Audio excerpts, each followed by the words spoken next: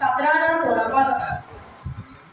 ମାତ୍ର ଅନ୍ୟ କେତୋଟି ଫଳ ଫଳିରେ ପଡ଼ିଲା ଓ ଫଳ ଫଳିଲା କେତେକ 100 ଗୁଣ, କେତେକ 60 ଗୁଣ, ପୁଣି କେତେକ 30 ଗୁଣ। ମାଥିଉ 13 8 ପଦ। ଆଉ ଏବେ ଦେଖ, ପ୍ରଭୁଙ୍କର ହସ୍ତ ତୁମ୍ଭ ଉପରେ ରହିଅଛି। ତୁମେ ଅନ୍ଧ ହୋଇ କେତେକ ସମୟ ପର୍ଯ୍ୟନ୍ତ ସୂର୍ଯ୍ୟ ଦେଖିବ ନାହିଁ। ସେହି କ୍ଷଣେ କୁହୁଡ଼ି ଓ ଅନ୍ଧକାର ତାଙ୍କୁ ଗୋଡ଼ାଇ ପକାଇଲେ।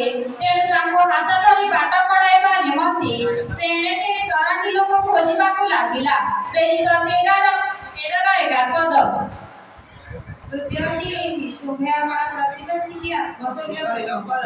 ମାର୍କ 12 31 ପଦ। ଦ୍ୱିତୀୟଟି ଏହି, ତୁମ୍ଭେ ଆପଣ ପ୍ରତିବାସୀକି ଆତ୍ମତୁଲ୍ୟ ପ୍ରେମ କର। ମାର୍କ 12 31 ଅଂଶ।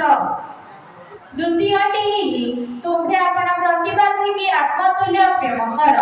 ମାର୍କ 12 31 ଅଂଶ ପଦ। ତୁମ୍ଭେମାନେ ଏହି ବର୍ତ୍ତମାନ ଯୁଗର ଅନୁରୂପୀ ହୁଅ ନାହିଁ, କିନ୍ତୁ ଈଶ୍ୱରଙ୍କ ଇଚ୍ଛା କଣ, ଅର୍ଥାତ୍ ଉତ୍ତମ, ସୁଦୃଢ଼ ଓ ସିଦ୍ଧ ବିଷୟ କଣ, ଏହା ପରୀକ୍ଷା କରି ଜାଣିବାର ଏଥି ନିମନ୍ତେ ଆପଣ ଆପଣ ମନର ନୂତନୀକରଣ ଦ୍ୱାରା ପରିବର୍ତ୍ତିତ ହୁଅ। ରୋମୀୟ 12 2 ପଦ। ଅତଏବ ଜାଗ୍ରତ ହୁଅ, କାରଣ ତୁମ୍ଭେମାନେ ସେହି ଦିନ ସେହି ଦଣ୍ଡ ଜାଣ ନାହିଁ। ମାଥିଉ 25 13 ପଦ। ତୃତୀୟଟି ଏହି, ତୁମ୍ଭେ ଆପଣ ପ୍ରତିବାସୀକି ଆତ୍ମତୁଲ୍ୟ ପ୍ରେମ କର। ମାର୍କ 12 31 କାରଣ ଭୋଗ୍ୟ ଅପେକ୍ଷା ଜୀବନ ଓ ବସ୍ତ୍ର ଅପେକ୍ଷା ଶରୀର ଶ୍ରେଷ୍ଠ। ଲୁକ 12 23 ପଦ।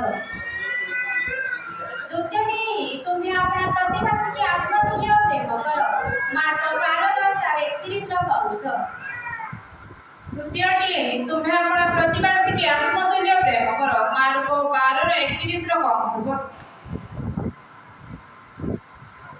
ସ୍ୱର୍ଣ୍ଣମୟ ପଦ। ପ୍ରକାଶିତ 1 7 ପଦ। ଦେଖ, ସେ ମେଘମାଳାରେ ଆଗମନ କରୁଅଛନ୍ତି। ପ୍ରତ୍ୟେକ ଚକ୍ଷୁ ତାହାଙ୍କୁ ଦର୍ଶନ କରିବ।